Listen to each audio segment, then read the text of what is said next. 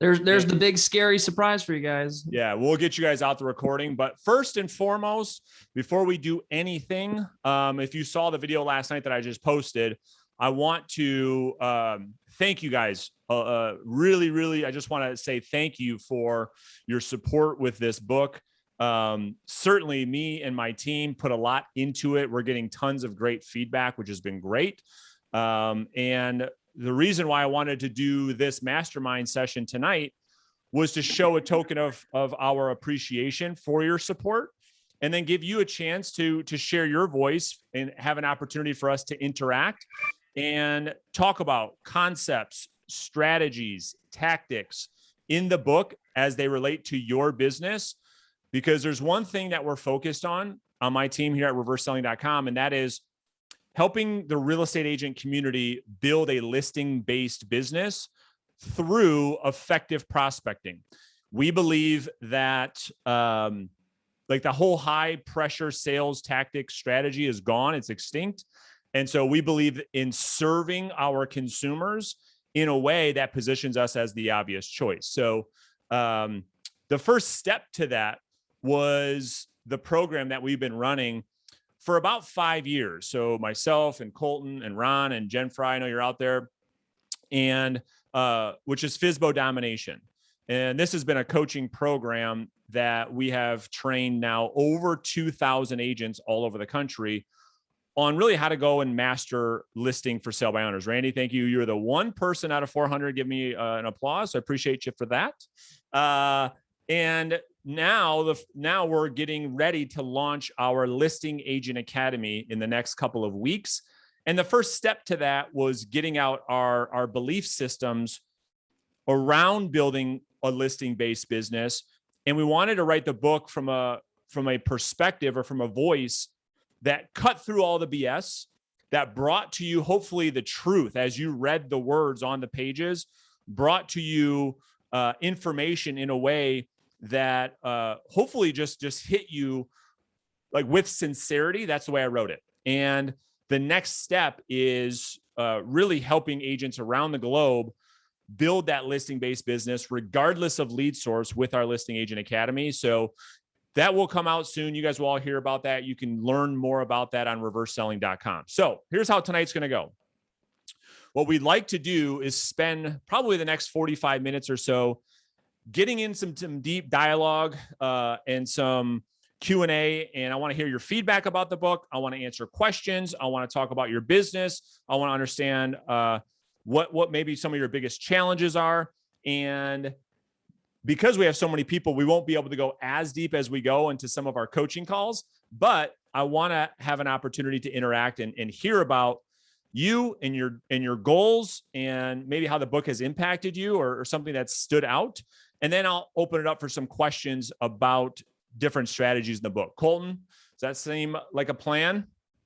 Perfect. And the way we're going to do this, guys, is if you have something specific, anyone who wants to go first, there's a little function in Zoom that says raise hand. So if you raise your hand and also put things in the chat, we'll go through there as well. And Brandon, if you want to get us started on anything you wanted to talk about, or we can get right into questions. Yeah. Yep. I'm going to just kind of talk about a couple of things. And yeah, just to Colton's point, if you're not a Zoomer, which I don't know how that could be the case based on how many Zoom, I see all the heads shaking up and down. Yeah. Like I'm so zoomed out, but if you don't know how to use Zoom, just scroll over your face with your mouse, and there's going to be some icons at the bottom. And one of them is going to say reactions. If you click that button, there's a little hand that will allow notify Colton that you've got a comment or question. So you can do that. And then you can also use the chat box as well.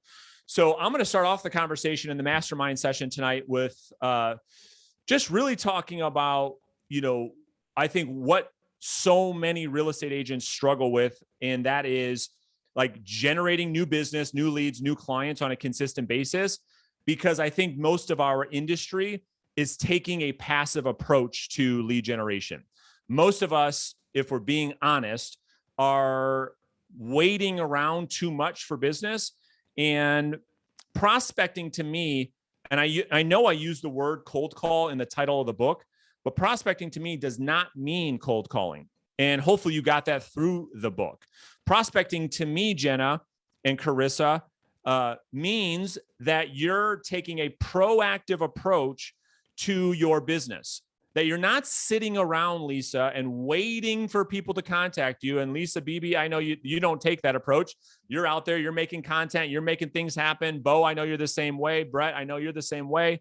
So to me, prospecting is a process of saying, I am going to take control of my life. I am not going to sit back, be a victim, and be and wait for things to happen. I'm going to go out there and make things happen for my life. To me, that's prospecting.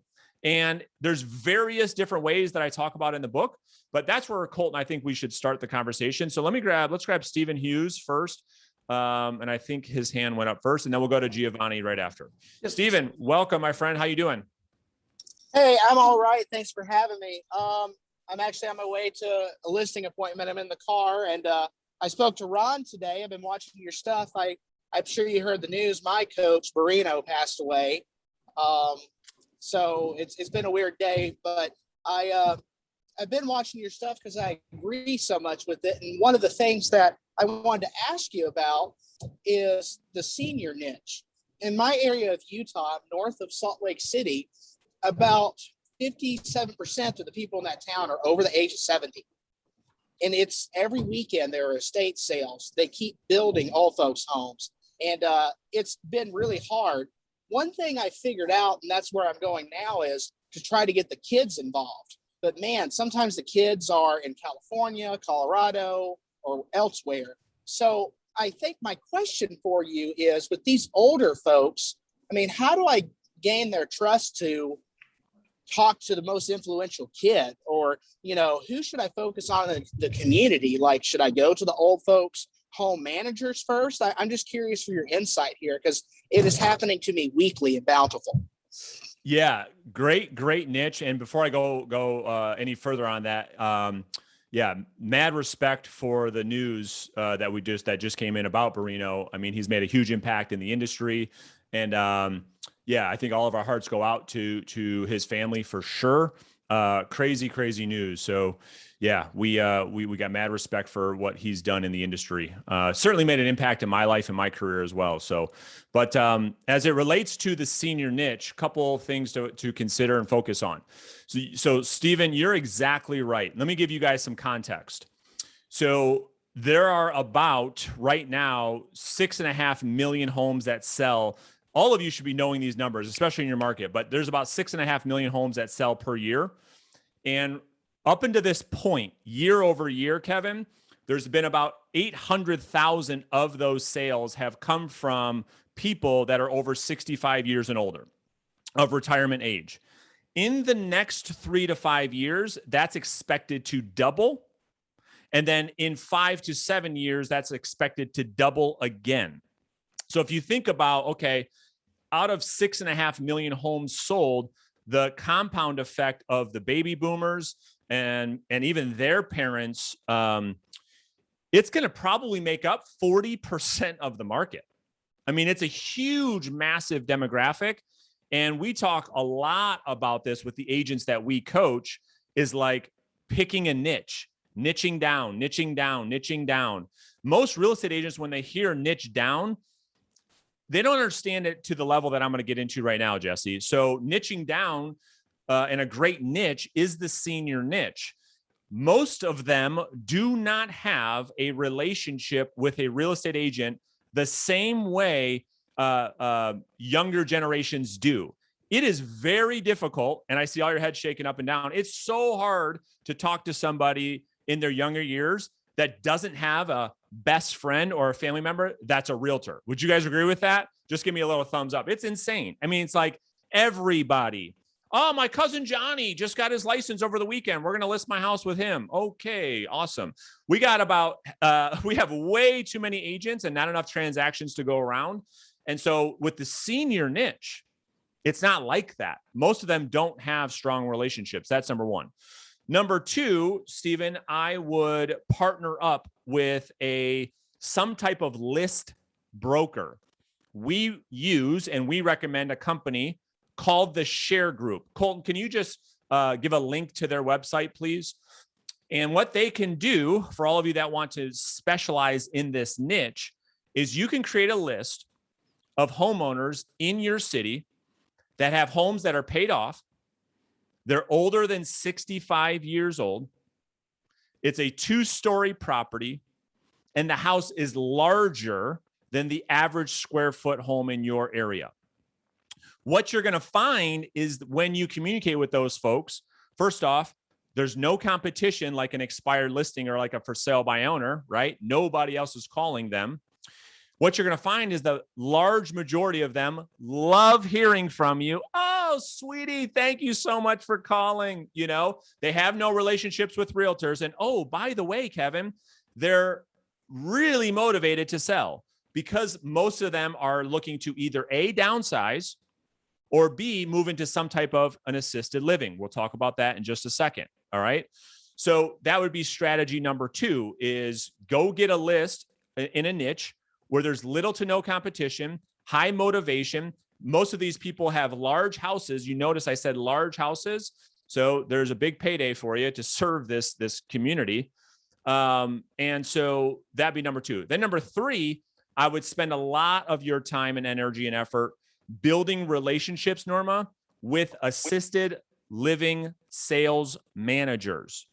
Okay. What you're going to learn is when you start communicating with this demographic, their number one objection, Lisa, if you're an assisted living sales manager, your biggest problem is your prospects have to sell their house to pay to stay into a facility like yours. So imagine a world, Jenna, you have 10, 20 assisted living sales managers that you're in relationship with, that every time they sit down with one of their prospects and they say, we want to move mom or dad and grandpa and grandma into your facility, but we've got to use the money from the sale of their home to fund our stay. They can say, oh, I've got you covered. My girl, Jenna Allen, she's going to take great care of you. She's a great agent. She's got a great program that helps transition seniors from their home into an assisted living facility. So that'd be number 3. Number 4, I would then go, Carissa, partner with estate planning attorneys. These are the attorneys specifically that make a living planning for elder care and estate plans. I mean, that's what they do all day. I mean, most of their clientele are people that are setting up their trusts, their wills, their estate plans, their long-term care. And then number 5, I would then make a point to partner with financial planners, because financial planners' number 1 referral partner is an estate attorney, because a lot of the long-term care, a lot of the products, a lot of the planning, the wealth preservation has to come through the financial planner. So to really, really focus in on that niche, I would do those 5 things. And then a 6, but don't make this the excuse. Randy, you promised me you don't make this the excuse. You can go get the designation from NAR, the Senior Real Estate Specialist, the SRES. Look at Randy. But don't make that the reason. Well, don't ever tell me, well, Brandon, I can't call anybody until I get that little beautiful SRES on my business card. Then I'll be able to do something. But it's going to help you understand how to communicate with these folks, things to learn about, like ladybird deeds as an example, right? Like, how many of you are familiar with how a ladybird deed works? Raise your hand, right? No, Lisa's the only one. Good job. So these are important when working with the senior demographic as an example. So Stephen, I hope that helps. And that's what I would do if I was you. All right, Colton, I'm going to have you just kind of tell me who's next. I see a lot of hands popping up, a lot of questions coming in. Yep, Giovanni, you're up next. I'm going to unmute you, man. Go ahead and unmute yourself, actually. There you go. Okay. What's up, brother? What's up, man? So, yeah, so just a feedback on your book, right? Please. Flawless. I was seeing you, Ron, there, and I remember when I first spoke to him, what I told him, I remember, was like, dude, I just need somebody to tell me what to say and how to say things, because I'm an immigrant and all that. And but I have something that's so interesting that when I read, I have very, very good reading in English, and any mistake, like spelling mistake, just pops on my face. And your book literally had one little mistake. I'm not even going to tell you what it is. I'm going to, you probably know what it is, but but there was one mistake that I could it was a typo, not a mistake, but that good it is, because usually books have all kinds of typos and stuff, and whoever went through the text did an amazing job, Well, I'm surprised there's not a whole bunch of typos, to be honest with you. I hired a professional editor, and that's great feedback, but holy shit, if I wrote the thing, there'd be typos and misspellings all over the place, believe me. So thank God there's only one typo, but thank you. What was the part? Yeah, go ahead. Mm-hmm. No, it was just one thing that I noticed, you know what I mean? But I notice a lot, like this is something that it usually catches my attention. I appreciate that. What do you think stood out to you the most? I know you and I have a lot of good conversations in our coaching calls every week, but like from the book's perspective, was there something that stood out to you the most? Yeah, the 5 or 6 closing options that you gave, or to move on, like at the end of the objection handling, you have a little part there. There's like a 1 page of 5 things that you can say to kind of, okay, so let's move on then, and blah, blah, blah, and close it. Not close it, but kind of move along. Get the business. Yeah, get the business. That is very important, because to me, the hardest part is when, after I created the report, I feel like I don't know when is a good time to actually poke, you know, and that kind of I always look back to that part as what I need to have clean, Well, and that's good. And the thing is, and I know you know this now through working together, but would you say it differently now that like the words are important, but they're only like 10%? It's 90% in how you deliver the words, right? Would you agree? Yes. And yeah, it's the frame of what you're saying, in a way. To be honest with you, what I do, kind of read it. I read your book, I read a little bit, and then I go in my head and I try to say those things and think of it and say in different ways, just so I know what they are. But it's not what you say, but it's just the sequence of what's happening that works very well.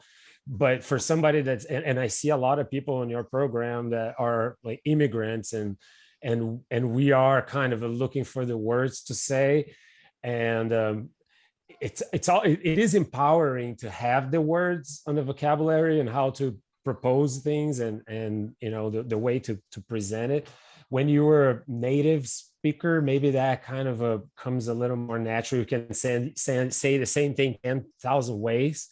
But for us, it's kind of we're limited on the way to ask for business and stuff. So I feel like that was what really helped.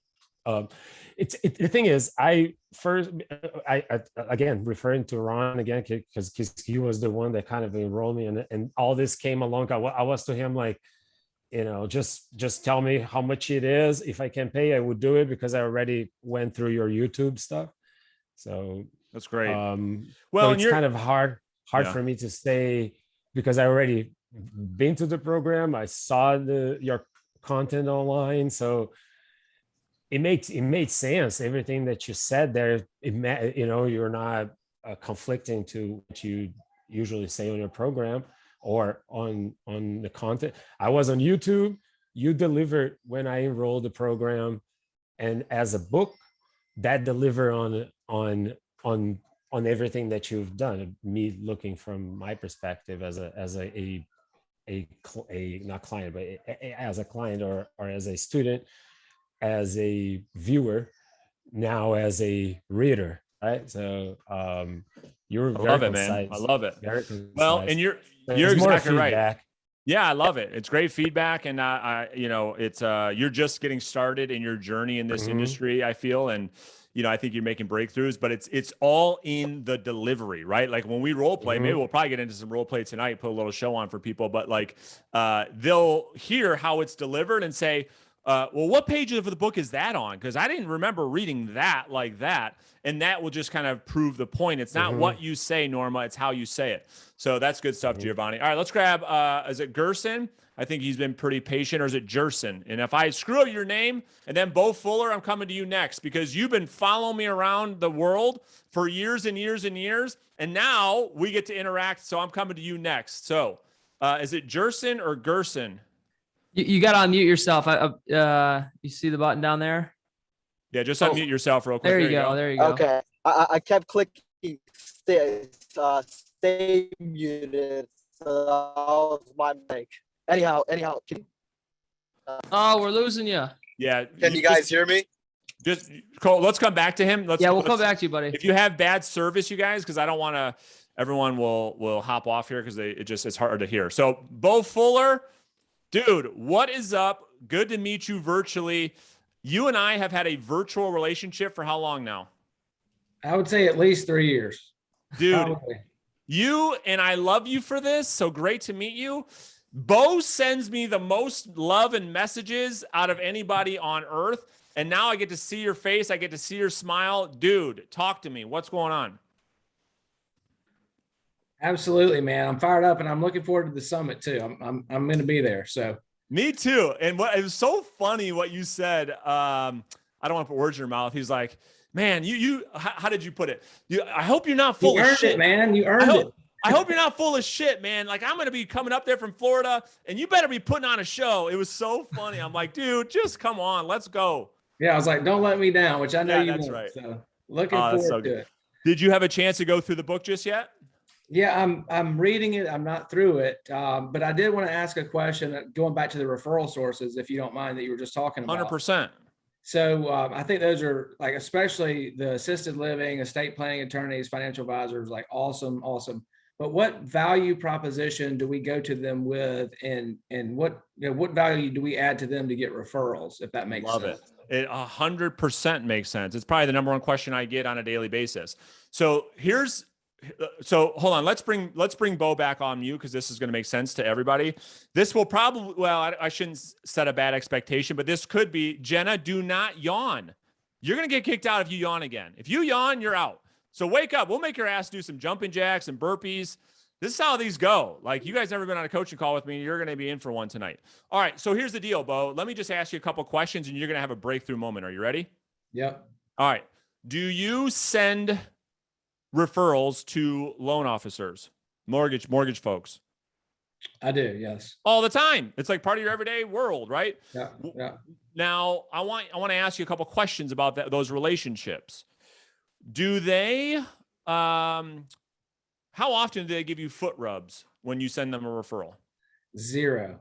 How often do they bring you, they probably do bring you donuts, but not very often. Are they paying you? The point is, why, Bo? Think about this for a second. Why do you give whoever you give the referrals to the referrals? Tell us why. There's only one reason, and you know it and I know it, and there's only one.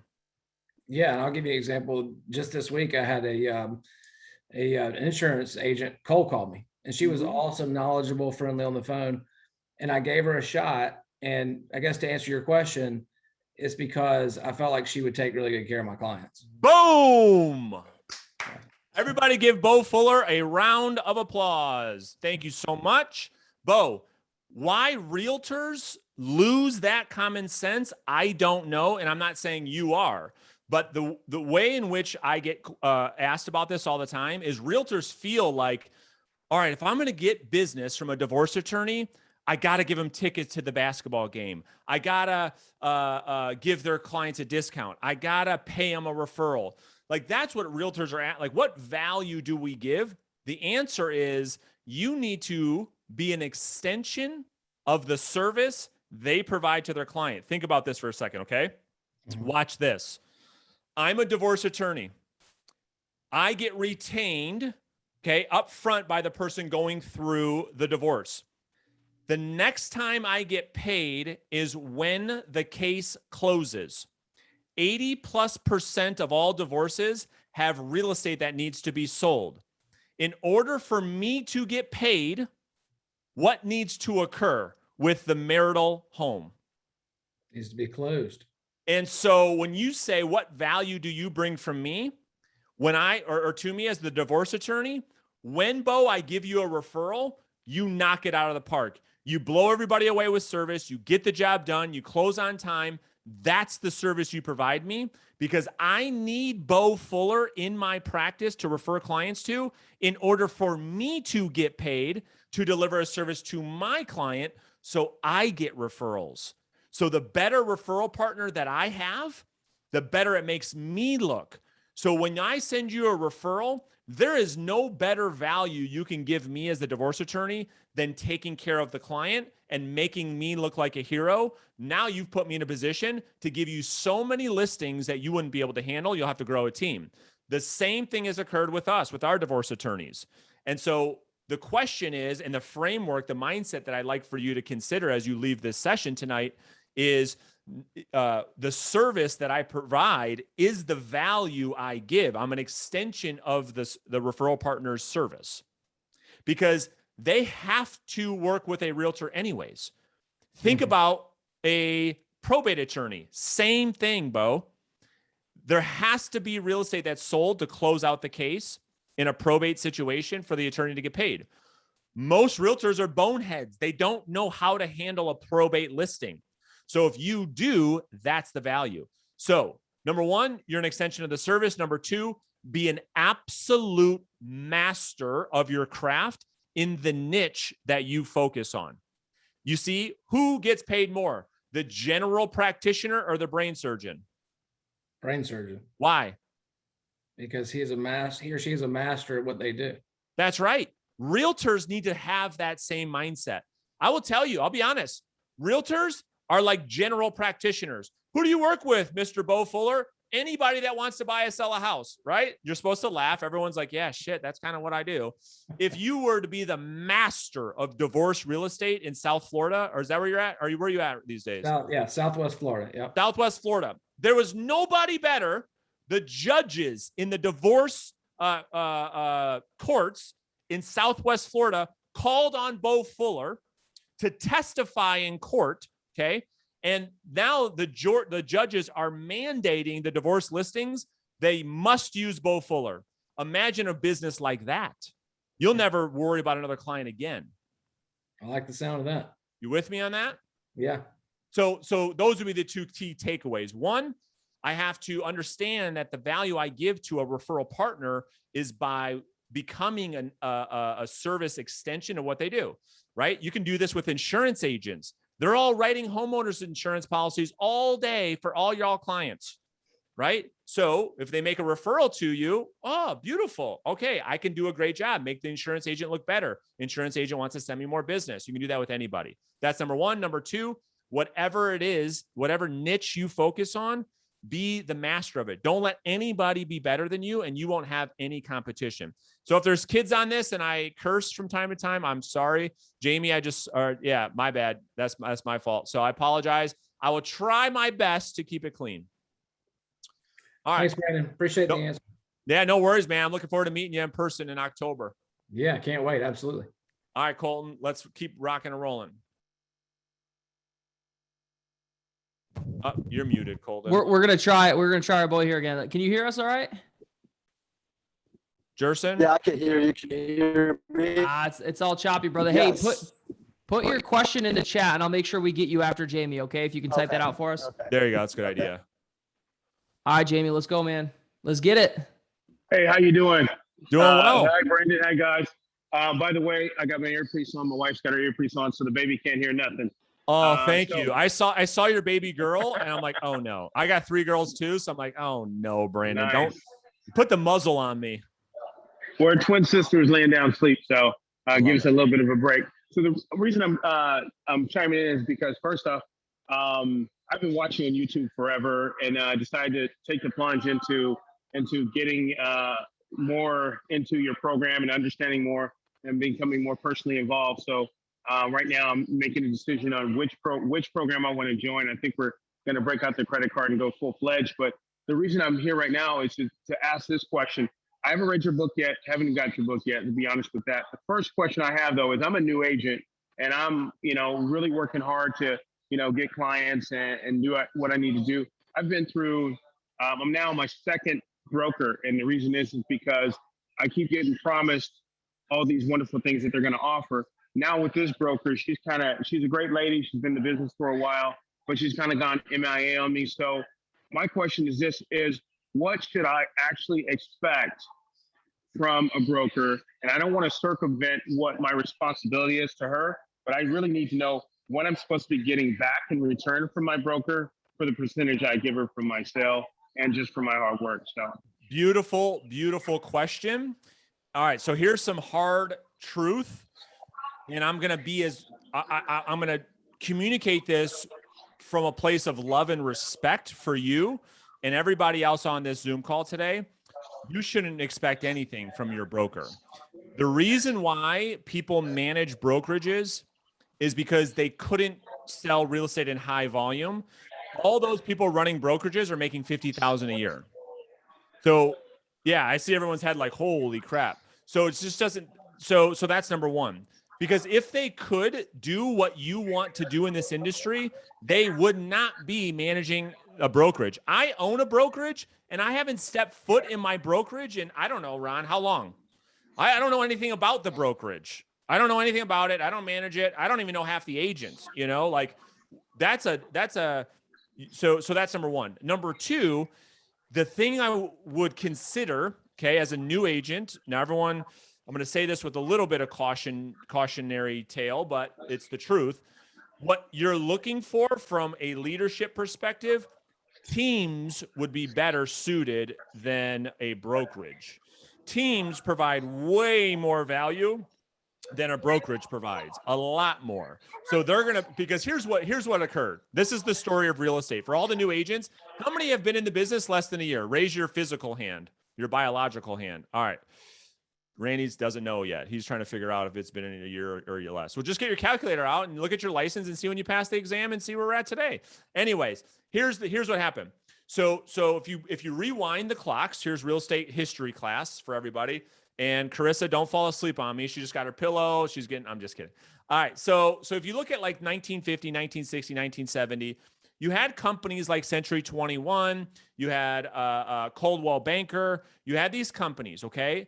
And the realtor, all of us, would go work for one of these companies, Mario, on a 50-50 split. However, what in return we got was very valuable. We got a private office. We got a full-time assistant. We got all of the advertising and marketing came from the company. We came into work and we were handed stacks and stacks of prospects. So we didn't have to worry about where our business came from. Okay. We didn't have to worry about any of that stuff. Then a very smart entrepreneur that I have mad respect for in 1984, I believe, the year after I was born. His name is Gary Keller. Started Keller Williams. And he said, well, we're going to go with a cap model. And the cap model was designed in a way, Jamie, that said, we're not going to give you anything. Like, we're not giving you the leads anymore. We're not paying for your marketing. We're not paying for any of that stuff. And in return, we're going to cap the amount of money that you pay us. Okay. That was in 1984. Now, fast forward to 2021. Okay. In 2021, that level of service has gone even further down, where the agent pays money and all the agents are looking around at each other saying, wait a minute, why am I giving up X amount of my commission to the broker in exchange for what? Now, if you guys have great brokers out there, here's what I think you should be getting from your broker or team. This is the answer to the question. If you are going to give up, and if you're writing notes, this is when you would do it. If you're going to give up a portion or a larger portion of your commission, here's what you should be getting in return. 1, they should be generating the lead. 2, they should be converting the lead into an appointment. 3, they should be servicing the client from contract to close. Those are the 3 things that have value in your real estate career. If they are not generating the lead, if they are not converting that lead into a buyer consultation or a listing appointment, or they're not servicing that client, when you get a contract under contract, if they don't take that thing from contract to close under some type of transaction coordination, if they don't provide any of those things, I believe that the split should be as small as possible, because otherwise you're just following state law, and because they say you have to have a license with a brokerage. So you have to look at those things in relation to how much do I give up and what do I get in return? And here's the key thing. It cannot be vague. A lot of brokers are really good at saying, well, we're going to give you support. Well, what does that mean? Like literally, all right, what's number one? What do I get? Like, what do you mean support? Support how? Like, give me an example. We're going to help you. We're going to give you training. Okay, great. Tell me about that. What do we get? Number one, what do we get? Well, we do a contracts class every Monday morning at 9 a.m. Okay, cool. Outside of that, how do you help me get clients? How do you help me make money? So this is not I'm not trying to, if you have a great brokerage that provides all this, you are in rare company. Believe me. How many of you, if you're not on a team, can you see the screen, Jamie? I don't even know are you Jamie or is yeah. Look at the screen. Watch this. How many of you work at a brokerage, not a team, that generates all of your leads for you? Raise your hand. See if we can find one, Colton. All right. I don't see one yet. Okay. Number two, how many of you work at a brokerage that, not on a team, that when you generate a lead, you give it to them, and then they follow up with that lead until that client is ready to meet you for a listing appointment? Raise your hand. None. Zero. How many of you work at a brokerage, not a team, that when you get a client says, thank you so much, we'll let you know when the closing is going to be, and your client loves them for it? Okay. That's the point. Now, if you ask those three questions, and I'll get off this and move to the next topic because I want to get through more people. If you go to teams, it's almost all of them answer yes to all three. That's why I have the opinion that I have around team versus brokerage for a brand new agent. Now, if an agent can prove to themselves that they can go out there and generate leads on demand by themselves, they prospect every single day, which if you and I are going to be working together, we can solve that. You have the skills to convert those leads into appointments, and you have an offer that is so good, sellers can't say no to you at your listing presentation. At that moment in time, you don't have to be on a team. You don't have to join one, or if you're on one, you don't no longer have to be on one. So that's it. That's the answer to all that. Hopefully I didn't offend anybody. I didn't mean to. If I did, I just want to tell you guys the truth. All right, Colt, let's keep rocking and rolling. All right, Thank Angela. you. Thank you. Hey, did that make up sense? next. Jamie, did that make sense? It did make a lot of sense. My sister, she's on her second brokerage. She's on a team, and she said the same exact thing. I just, I'm giving, my broker gave me a pretty good split of 70-30 walking in the door because I've got sales experience. But the bad thing is, like, she's MIA. You know what I mean? When I have a question, I don't have real estate experience. I got sales experience. So I need to know specifics when, if it's time for me to write an offer, I need to say, okay, how do I write this offer? And then I can't get in touch with you for 3 days. That looks bad to my client. So 100%. All right, go ahead, Colton. Sorry I cut you off. No, you're totally fine. This is a good question, Jamie. All right, Angela, can you hear us? Yes. Oh, I'm sorry. I'm sitting outside. You got bugs all over you? Those love bugs. I know. We got them too. All right. My question is, how do you suggest a new real estate agent get leads? Hold on. How do you suggest a real estate agent research a niche in their demographics that's lucrative? Yeah. So great question. So I'm going to go through, that's probably I can't say that's one of the most common questions to every single question, because then every question is a common question. So I won't keep saying that. It is a common question that most agents, it's lead generation is probably the hottest topic in our industry. Yeah. So here's the deal. I'm going to give you a bunch of lead sources, and then it's up to you guys to figure out, well, we can talk through it, but I'll give you a bunch. Okay, Angela, and I'll give you the ones that I think make the most sense right now. So if you ask me, Brandon, what is the fastest, all right, how can I phrase this? What's the fastest way to get a listing? It's going to be a for sale by owner or an expired listing, although it's the highest competition, it's the fastest path. Although it has the highest competition. I mean, you have real killers that are going after these lead sources, right? So high competition. Well, then next on the totem pole, for me, I would say the most valuable lead, Angela, right now are absentee owners by far. These leads have the highest likelihood of selling and the lowest amount of competition. It's a nice mixture of that. And so an absentee owner, simply, Angela, for all the new agents on here, are people that have like a second home, or they have one investment property. They bought these houses 10, 15, 20 years ago, and they've rode this market up. Now their houses are worth a lot. Most of them have it paid off. This is the second largest demographic. If all of you go into your MLS tonight and you search all the sold properties in your city for the last 12 months, hit one button in your MLS, hit non-owner occupied. What you will all find is that 20% of every home sold in your city is an absentee owner. And it's rare, if ever, you find a realtor that's what their niche is. And so absentee owners, again, are people that maybe have a rental property. Like, look at me. My wife and I have been buying rental properties since 2007. We're selling all of them.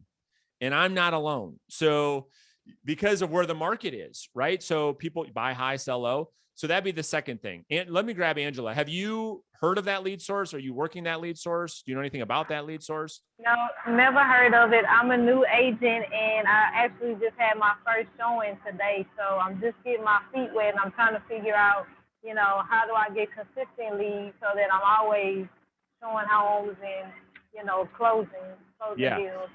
Yeah. So I'm going to give you the sources I'm going to give you are sources of business where you can go out there and earn business without having to pull your credit card out. Is that okay? Yes, sir.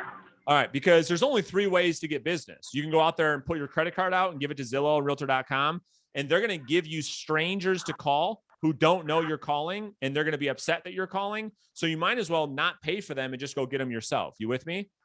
Yes, the other thing is, I would tell you, if a brand new agent, you're really trying to build your business, and I don't know where your market is, but I would do, listen closely, like 3 or 4 open houses a week, potentially. So you could get, that's a passive approach, but you still, if you get the right listing, you can get a lot of leads that way. Number 4 is going to be your sphere of influence. And the way that this is going to happen is, in the beginning, you probably don't have the courage to call them because you don't know what to say and you don't know how to give them the value. You're going to do it through content. Every single day, Angela, I want you to do a favor for me. You ready? Yes, sir. You have a phone. You're on it right now. You're looking at me through the phone, I would imagine. Yeah? Mm-hmm. You have an iPhone or Android? Please say iPhone. Oh, I love you. That's so good. All right. So all I want you to do every day is I want you to take a picture of yourself, okay? Or make a short video, and I want you to post a story on Instagram and or Facebook with what you're doing that day as it relates to real estate. I want your people, Angela, that you've grown up with in your market to see you every single day doing something with real estate.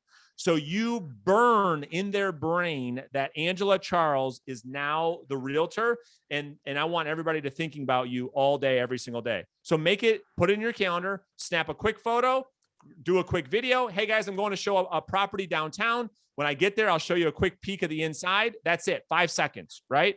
Or, hey, I just wrote an offer for one of my clients today. There was a multiple offer situation. Here was the strategy I used to get our client's offer accepted.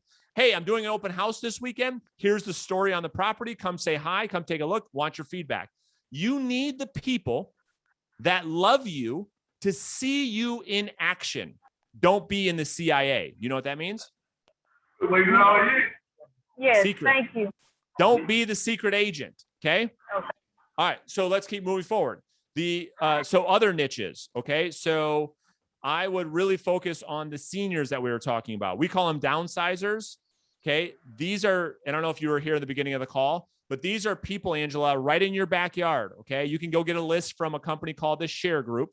There's probably 5,000 or 10,000 of these leads in your city right now that are sitting in homes that are paid off. And these people are of retirement age that have a high likelihood of selling. Okay. I would call them, I would knock on their door, and I would go and introduce yourself. Bob, Sue, my name is Angela Charles. I'm a realtor in the city. And because there's no houses for sale, I was curious if you had any plans on moving. Well, Angela, it's funny you should stop by because my wife and I are thinking about going in assisted living, right? They're not going to say that, but you get it, right? Right. Yeah. Now, And I'll tell you what, you actually have a client, a student, mentee that lives in my city, Beaumont, Texas, and she was on one of your videos on YouTube. oh, that's so funny. Yeah, that's exactly right. So yeah, and then I would go into the professional B2B, business to business realm, and I would start to go, depending on your relationships that you have, you know yourself and your life better than I do, but like, what is a world that you can break into with professionals that have clients that need to buy houses? So as an example of that, okay, so divorce attorneys, elder care attorneys, estate planning attorneys, probate attorneys, divorce attorneys, all of these people sit down with people every single day, telling them over the desk, I got to sell a house. I got to sell a house. I got to sell a house. So the argument that I make, Angela, and for everybody on here, most of you are probably in the B2C business. If you could just make it a part of your business to be in the B2B, think about this. Average, I don't know, I'm making this up. Average realtor is going to sell 6, 7, 8 houses, 10 houses a year. If you're a rock star like Lisa Beebe, you're going to sell 25 this year. I don't know what you're going to sell, Lisa, but check this out. If you go get one divorce attorney, the average divorce attorney is doing 8 to 10 divorce cases per month. 80% of them have to sell a house. So you could go spend your time, Angela, building a relationship with one divorce attorney that gives you 4 or 5 listings per month versus going out there, going to individuals. That is what's occurred in my life. So that would be another thing I would focus on. So business professionals, absentee owners, for rent by owners, for sale by owners, expired listings, downsizers. Those are probably the best niches right now to be in. Okay. All right, let's keep moving forward, Mr. Colton. So we got 15 minutes or so. So let's keep rocking and rolling. I don't know who's next on the list. Randy. Randy's been up next. Here we go. Oh boy, here we go. I'm just kidding. What's up, Randy? Oh boy, how you doing? Thanks for taking my call. So of course, two brother. quick questions. Number one, your summit coming up in October. What would you say to the newer agents who don't have the income coming in yet to justify the expense, the airplane, the hotel, the food, for that? I mean, should I go ahead and bite the bullet and invest in that and come to that? Number one. And the second part of the question was with the FSBO 1 and 2.0 script, where you talk about, thanks, Brandon, I'm a local realtor. I'm not sure if now's the right time to speak with you or not, but that part, that sounds real salesy to me. That's what my role play partner does. I'm on your original 1.0 script, which doesn't sound so salesy to me. Mm-hmm. How do you make that your new script here not sound so salesy? Well, let's talk about it. So I think I think the exact opposite. Isn't that interesting? I think that when you call a prospect and you do not tell them the reason why you're calling, I think that's pretty salesy. So script 1.0 is designed to get you the confidence to keep calling and making phone calls and setting appointments. Okay. For all of you that don't know what we're talking about, I'm going to give you a little role play. So when you're using script 2.0, let's role play this a little bit. And I want you to tell me, here's some little show for everybody. I just want you to be honest, and I want everyone else's feedback and how you think this is. Okay. So if you guys can all go grab my script book right now, just go to reverseselling.com and download the script book. Colton, you can put a link in there if you want. And so script 1.0 is ring, ring, ring. Say hello. We're role playing. Hey, looking for Randy? Yeah, speaking. Randy, this is Brandon. I'm a local real estate agent. I was calling about your house for sale on 123 Main Street. I understand you're selling that by owner. Is that right? That's correct. Yeah. So listen, I respect the fact that you're selling on your own. I was only curious if you were open to the idea of an agent bringing you a buyer. Well, not right now. I think I won't have any problems selling it on my own. but I appreciate you calling. Yeah, I would agree with you 100%. So actually what I was looking to do, there's a couple other houses that just hit the market. I was curious if I might stop by and take a quick peek at yours this week. Are you around Thursday or Friday? I guess I'm around Thursday. Okay, got it. And then I would set the appointment, right? So that's script 1.0. Now, you and I don't have any context of what the meeting is about, or am I bringing a buyer, or you don't know what my intentions are. But what is your intention ultimately when you call a for sale by owner, and be honest? To make the face-to-face appointment. Well, no. Let's be honest. What are you looking to get a listing? That's right. So now that's just the long game. Okay. So that's option one. It works. And a lot of our clients do it. The new script that you're talking about, let's role play that. Ready? Ring, ring, ring. Hello. Hey, looking for Randy? Speaking. Randy, this is Brandon. I'm a realtor, and I'm not sure right now is the best time to talk, but I was hoping to tell you why I called, and then you can decide if we need to talk any further. Does that seem fair? No. Sure. Go ahead. Well, listen, so have you tried it yet? No, I've been using your original 1.0 script, and it's so far been working pretty successful. I've been getting preview appointments, and I go there and, do the face-to-face preview appointment stuff. And it's how many so listings far have you, been really great. How many listings have you got so far? Well, none, because I just started using this program and I just started doing it. So this is what I'm saying to you. So the people that are getting all of the listings are having different conversations, right? So let's role play this again. Ring, ring, ring. Hello. Hey, Randy. Speaking. Randy, this is Brandon. I'm a realtor. I was hoping to tell you why I called, and then you can decide if we need to talk or not. Fair enough? Okay. Yeah. See, you're selling your house by owner. Totally respect that. I believe you can get that done. I'm curious if in 2 weeks you can't, would you be open to the idea of at least looking at other options, and be honest? I don't think I'll have any problem selling it here in the next few weeks, but I appreciate you calling. Yeah, I would agree with you 1,000,000%. I'd be shocked if you don't get 10 offers by the weekend. But if some off chance, Randy, that doesn't happen, would you at least entertain the idea of looking at other options? Yeah, I've had a lot of other agents calling me. We'll probably interview some agents if that time does come. Yeah, fair enough. And that's exactly why I was calling, because listen, I don't think we need to agree to anything right now over the phone. What I'd simply like to do is stop by, take a quick look at the house. And when I'm there, I'll go through how my for sale by owner backup plan works, Randy. And then you can decide if that's something you would consider down the road or not. Does that seem reasonable? Okay. I see what you did there. Yeah, that sounds reasonable. Okay, so now I'm going to go down the path and set the appointment under the circumstance that we're talking about a potential opportunity to work together. So it's just different approaches. It's different skill sets. You're on the right track because I've told you before, I want you to stay with 1.0 until you have gone on 20 preview appointments, not just 20, listen closely.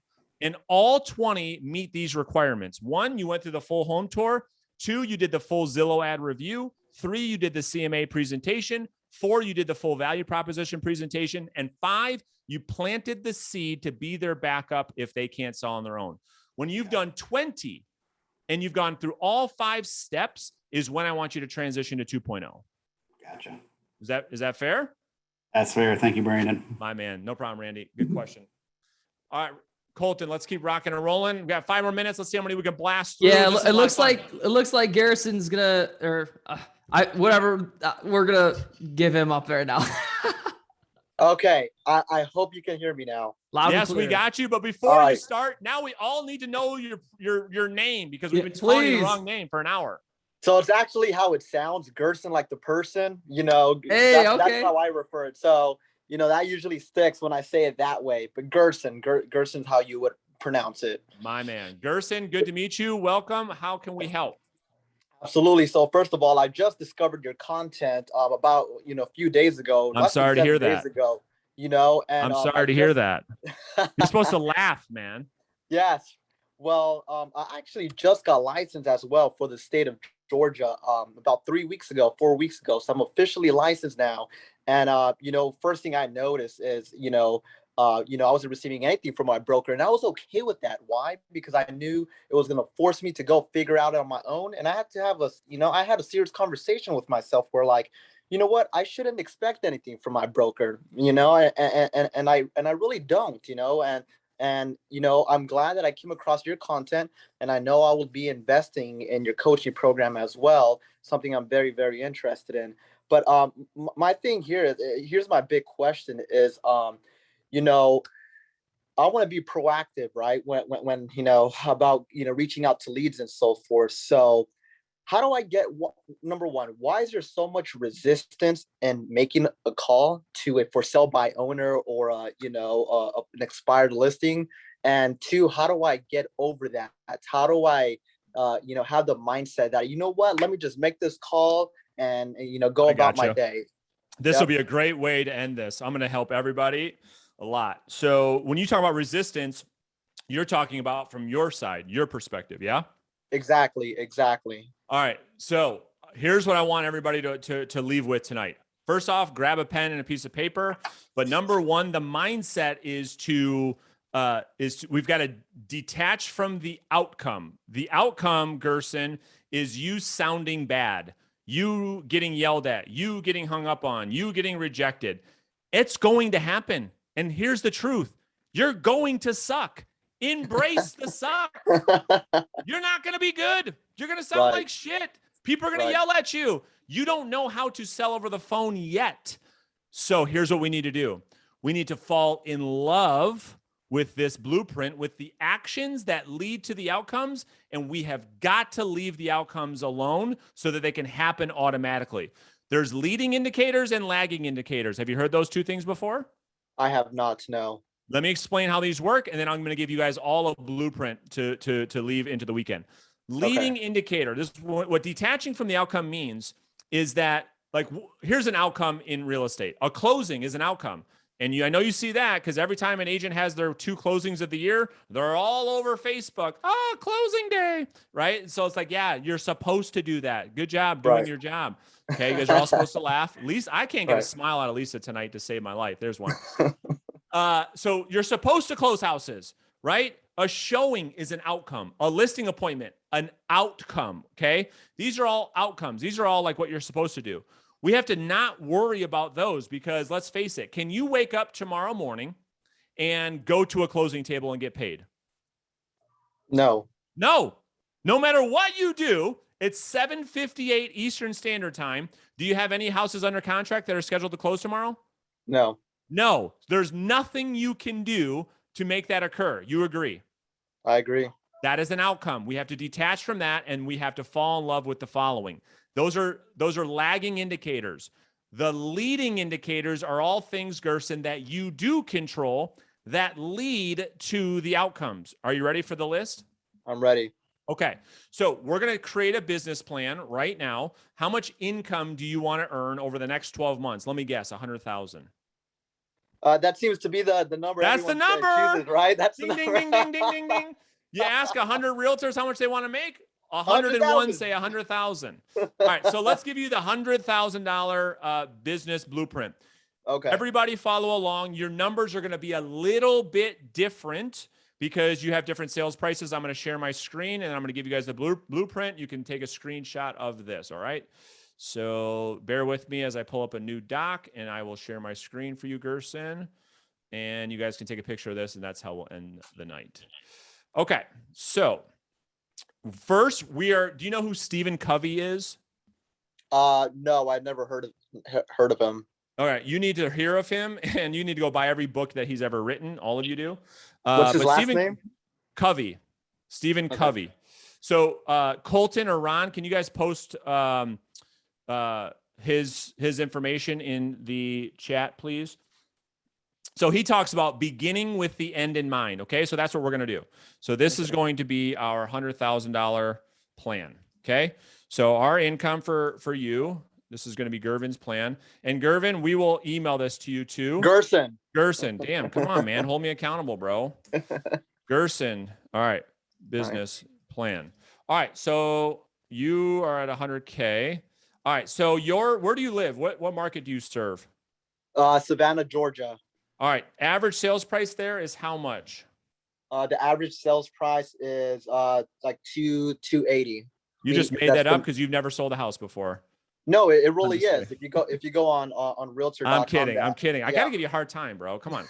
So 280,000. So your average commission is going to be somewhere around $8,000. Is that fair for now? Yes. All right. So what we need to do is we're going to take the 8,000. So everybody following along, just follow along with me. We're going to take 8,000 divided by 100K, and we're going to So we got divided by 8 grand. So you need 12. You need to sell 12 houses. Okay. 12 solds. Now let me put these like this. This is going to be easier. This is where we're going to get a little nitty gritty. All right. Solds. Okay. Now, what's happening? All right. So now in order for you to get 12 houses sold, you probably have to get some contracts signed. All right. As a new agent, I'm going to build you a conservative blueprint. That way, if you hit the numbers on this plan, you cannot not make 100K. Fair enough? Fair enough. All right. So we're going to look at how many contracts you need to get signed. And in your case, as a new agent, it's going to be a 50% pull through rate. All right. So for you need 24 contracts signed. Okay. Okay. And I'm going to put all the ratios in here so everyone can follow along. So 50% pull through. That means when you list a house or when you put a buyer under a buyer agency agreement, half of them go to a closing table, half of them fall out for whatever reason. Now I hear everybody, oh, I'm way better than that, Brandon. Come on. Well, okay, fine. This is conservative and I want you, these are averages. Now, in order for you to get 24 contracts signed, you probably have to meet with some people. Would you agree? I agree. All right. Now, based in the beginning of your career, it's safe to assume that if you practice and role play your presentation, which hopefully you're going to do, that you will close 50% of the prospects you meet with. Okay.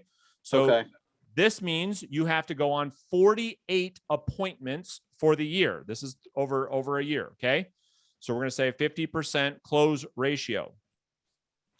With me so far? I am. All right. Now, not every single appointment you set is going to come to fruition. You're going to set some of appointments and some people are going to cancel on you. That's called life. And you may cancel some, right? That's called life. So, so what I would feel really confident saying is a 70% appointment set to kept ratio. Okay. So we're going to take 48 appointments that you need to go on and we divide that by 0.7. That gives us 68 appointments that you need to set. Okay. Okay. So 68 appointments set, 48 appointments met. Okay. And I'll go through this again one more time. 70%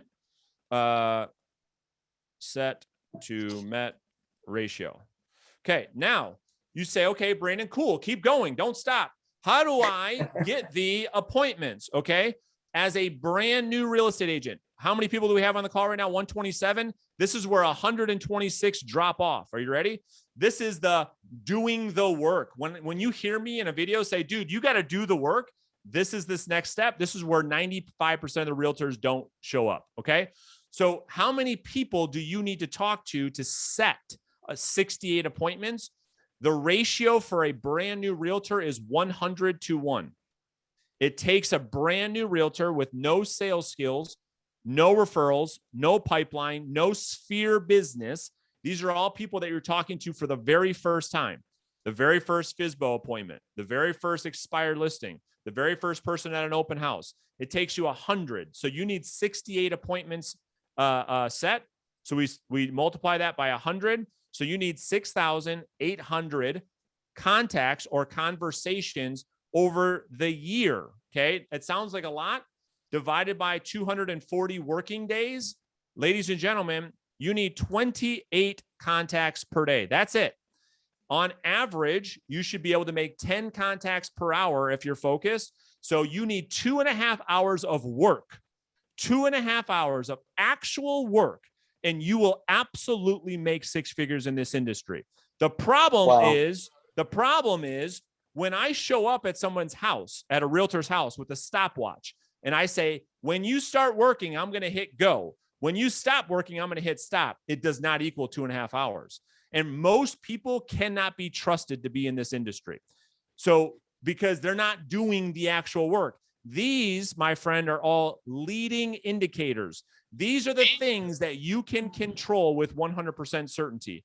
You control what time you wake up in the morning. You control whether you take a cold shower. You control if you call for 2.5 hours. You control all of those things. If you can do those things, you can reap the reward of 100K. What questions do you have about the ratios? You can't get any more clear than that, can you? No. And see, it's information like this that this is clarity, right? So That's right. I mean, it gives me exactly what I need to aim for. And if I make these 28 contacts per day, 2.5 hours on average on phone calls, then I mean, I should hit 6 figures, no problem. So this is clarity. And thank you for sharing this, by the way. Absolutely. Absolutely. So yeah, hopefully you guys all followed along. You just have to input your own numbers. And this is the truth. This is when we take away the emotion, we take away the BS. And I ask a realtor one question. I made a video on my YouTube channel about this week. You guys probably saw it. I ask a realtor one question. How many people do you talk to every day? And they run away from that question because that answer to that question tells the future. And that's all you need to do. We need to take Stephen Covey's advice. We need to begin with the end in mind. And then we just need to work the numbers backwards. It's just a math problem. And then Nicole, you could say, okay, I can look in the mirror and I know exactly what I need to do today to the T. Now, the questions are, well, Brandon, who are the people? Who do I call? Who are the 28 people, right? I mean, it's important. And right now we talked about lead sources, but it's not that important. You could fill those up, Gerson, with for sale by owners, old for sale by owners, expired listings, old expired listings, absentee owners, for rent by owners, downsizers, and probates. I mean, that would give you enough right there. And then plug in some like your sphere of influence a little bit. You don't need 7 or 8 lead sources. You need 5. You need 5. And so what I always tell an agent that I coach, it's called the daily 30. If you call 5 for sale by owners, 5 expired listings, 5 for rent by owners, 5 absentee owners, 5 sphere of influence, and 5 referral partners, what's the math? How many contacts was that a day? That's like 30, right? That's 30. If you just followed that blueprint, it's called the daily 30. You will absolutely hit your goals. And now it's a lot less overwhelming, Randy, where I tell you, dude, you got to call 5 FSBOs tomorrow. That's it. Hit your 5, Carissa, and then go call 5 old expireds. Call 5 past clients, Lisa. Call 5 insurance agents. There's State Farm agents all over the place. Okay. All over. So what we're going to do is can we get this recording, Colton? Gerson, good to meet you, man. You're on the right track. Great mindset, great attitude. Thanks for being coachable. So can we get this recording out to everybody? Yep. We'll have it uploaded on the next day or so. Are you ready for bed? Bro, I'm ready to keep going. I'm ready to keep going too. Everyone's in the DM saying, hey, can we do this again? Can we do another one tomorrow? We got to do this more often. Yeah. So I really enjoyed this too. And Colton was just texting me off air, whatever you call this, we're doing off show. And we are absolutely going to do this because this was a lot of fun. But I'm speaking on stage tomorrow at another event that I got to get ready for. And so I'm going to do that. But listen, I mean this, like I really, appreciate all of your guys' support. Hopefully you guys got value from tonight. If you did, let us know in the chat because we will absolutely do these mastermind sessions again in the future. If you guys got value from them, we will do them again. If you have suggestions or recommendations, let me know. Send me an email. Brandon@reverseselling.com is my email address. Email me questions, whatever you need help with, Brandon@reverseselling.com. Or just go to our website, reverseselling.com, and you can learn about all the stuff that we're working on. So we appreciate you guys. We love you guys. Have an awesome weekend. And I'm sure we'll talk to you guys soon. Thanks for hanging out.